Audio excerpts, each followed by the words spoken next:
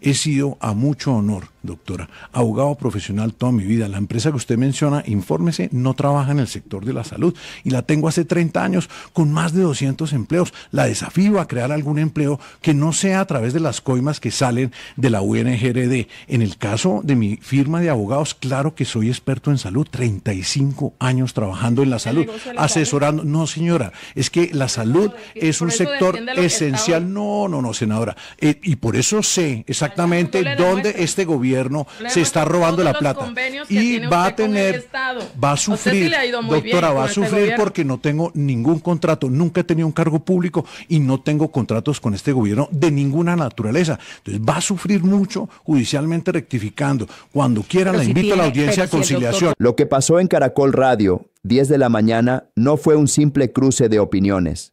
Fue un choque frontal entre dos visiones de país. Y uno de los participantes salió claramente dominando la conversación. Mientras Marta Peralta intentaba defender el discurso oficial con frases generales y lugares comunes, Enrique Gómez tomó el control del debate, desmontó los argumentos uno por uno y dejó en evidencia las contradicciones del relato que hoy sostiene el petrismo en el Congreso. No hubo gritos, no hubo insultos, hubo algo peor para quien no está preparado: datos, memoria histórica y claridad política. En pocos minutos, Gómez pasó de responder a poner contra las cuerdas a Marta Peralta, cuestionando el fondo de sus afirmaciones, la incoherencia del discurso y el silencio frente a los verdaderos problemas de seguridad, corrupción y poder político. Lo que se escuchó en esa entrevista fue más que un debate radial. Fue una muestra de cómo, cuando se confronta el discurso ideológico con argumentos sólidos, el libreto se cae.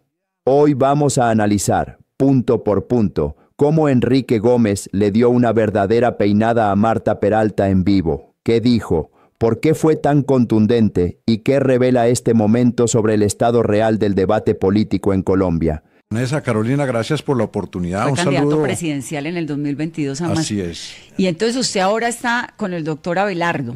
Venimos aquí a salvar la patria de la inseguridad, a salvar la patria del terrorismo, de la corrupción infame, de la impunidad.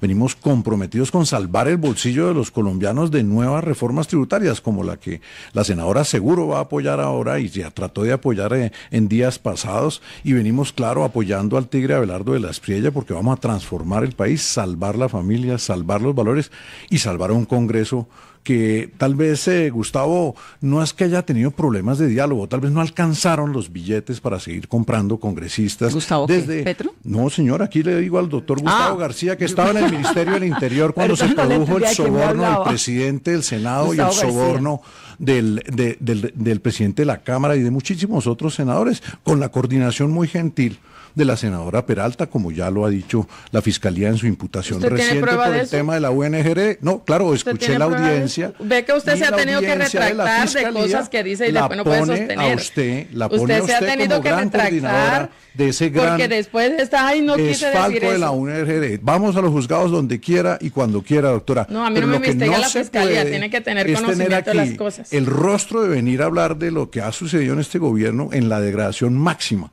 del Congreso de la República. ¿Usted Nunca para qué quiere ser senador? Yo quiero transformar esa política, salvar, como le digo, al país que está al borde del abismo.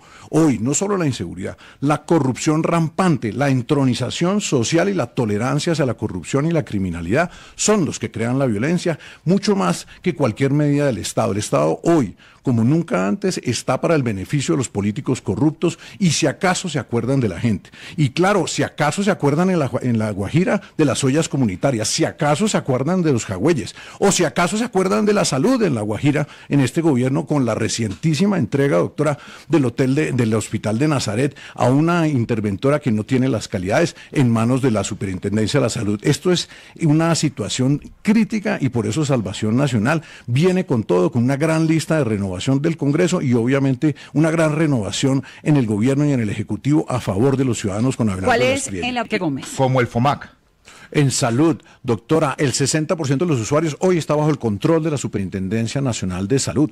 EPS nueva, es la mayor EPS de Colombia, no presenta estados financieros desde 2023 ni en 2024 y no los va a presentar en 2025. El 26% se ha reducido, Vanessa, la dispensación de medicamentos en Colombia, se han suspendido millones de terapéuticas, el ministro de Salud está matando a la gente. Eso no es para el pueblo y es el pueblo el que más sufre la entrega a los territorios, a los clanes narcotraficantes, a las FARC, al ELN en todo el país. ¿Qué pasa con el desplazamiento en el Catatumbo? Eso no es pueblo allá, esos no caben en la definición suya y de su gobierno de pueblo. ¿Qué pasa con el sufrimiento en el Cauca, con los municipios aislados, con el empobrecimiento de todo el suroccidente del país? ¿Eso no es pueblo? ¿Eso no es pueblo en las ciudades donde la criminalidad, la macrocriminalidad que afecta al ciudadano de todos los días es la tolerancia, Gustavo, inmoral?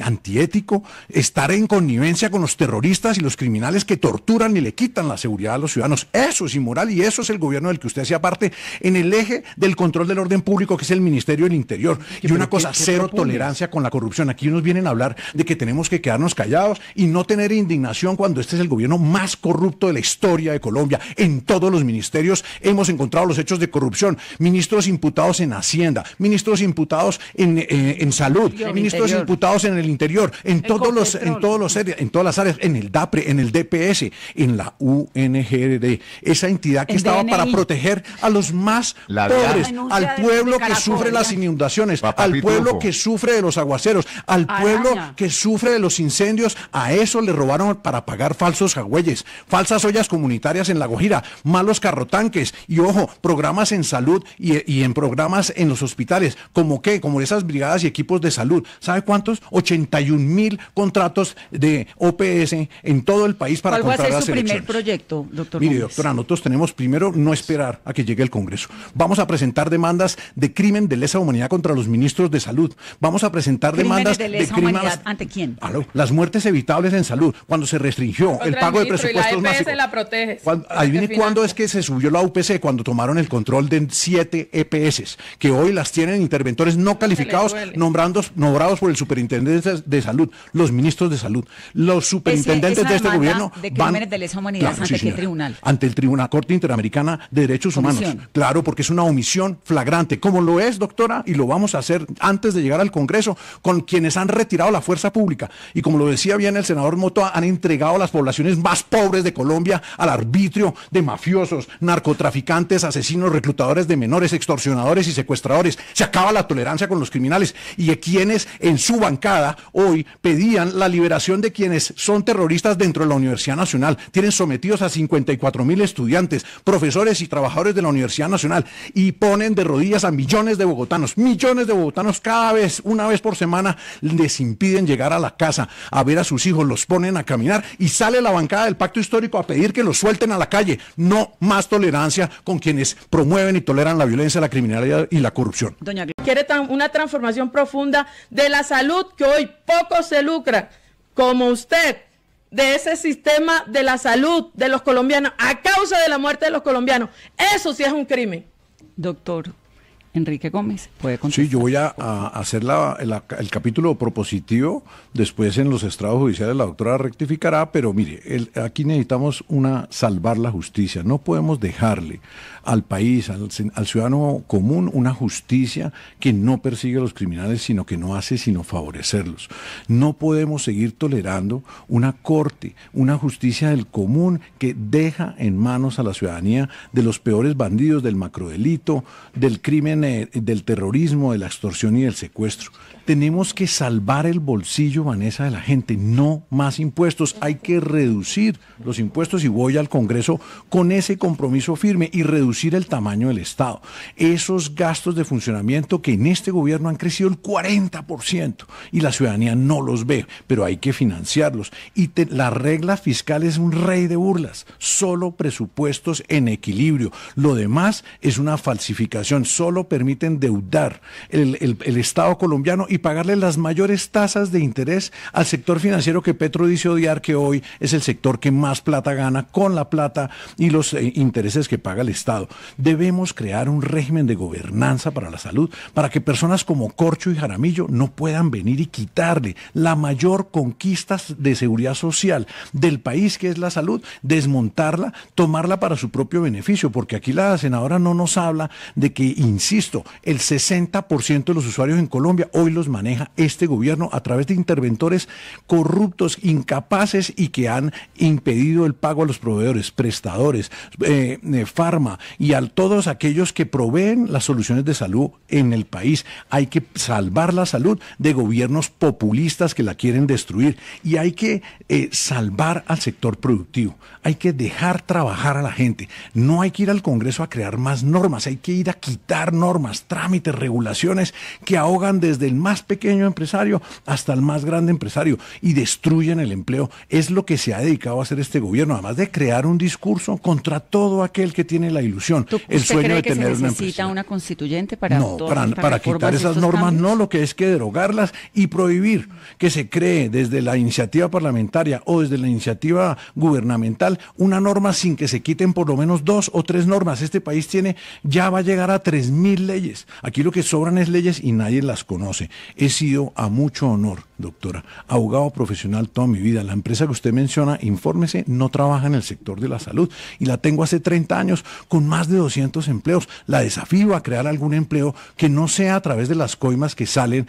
de la UNGRD. En el caso de mi firma de abogados, claro que soy experto en salud, 35 años trabajando en la salud, asesorando. No, señora, es que la salud es un sector esencial. No, senadora. Y por eso sé exactamente dónde este gobierno se está robando la plata.